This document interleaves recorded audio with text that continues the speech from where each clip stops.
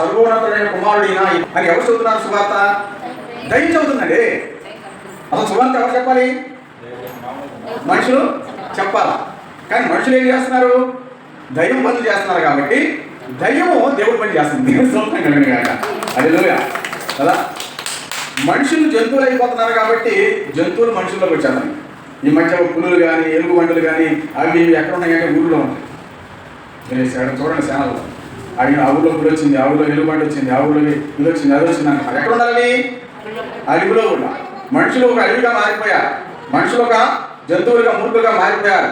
కాబట్టి వాటి నివాసాన్ని అడవిని పాడు చేస్తున్నారు. కాబట్టి అవి చివరికి ఎక్కడికి వస్తున్నాయి? మనుషుల్లోకి వచ్చేస్తున్నాయి. అది సువార్త ఎవరు చేయాలి?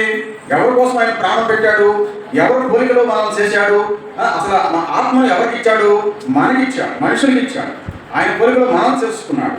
అయితే మనం సువార్త చేయాలి. ఇదిగో నా తండ్రి, ఇదిగో నా దేవుడు, ఇదిగో నా దేవుడు నా కోసం ఇలా చేశాడు, ఇదిగో ఇలా సృష్టించాడు, ఈ సృష్టిని అనుభవించడానికి మనుషులు చేశాడు. మనుషులు పాపం చేయడం వల్ల పాపాన్ని మళ్ళీ కలగటానికి, రక్షించడానికి మరి రక్తం కార్చాడు, ప్రాణం పెట్టాడు.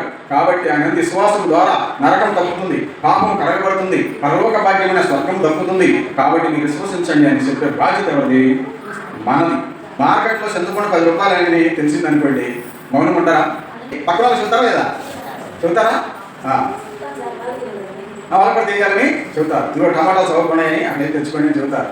ఇదిగో పలానా చోట బాగుందని చెబుతారు. ఎన్నెన్నో చెబుతారు.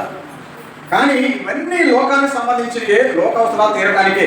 అయితే ఇది పరలోక సంబంధించిన వార్త కాబట్టి తప్పనిసరిగా మనం చెప్పాలి. అసలు మనం ఒకరికి తెలియచేయాలి.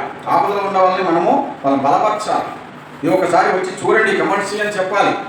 ఒకసారి ప్రార్థన చేసుకొని చెప్పాలి. ఒకసారి ఇల్లు చూడండి అని చెప్పాలి. ఇది ఒక మంచి మార్గం. ఈ మందిరము దేవుని నిలయం. ఈ మందిరము ఆధ్యాత్మిక పాఠాలు చెప్పే ఒక బడి, పాఠశాల.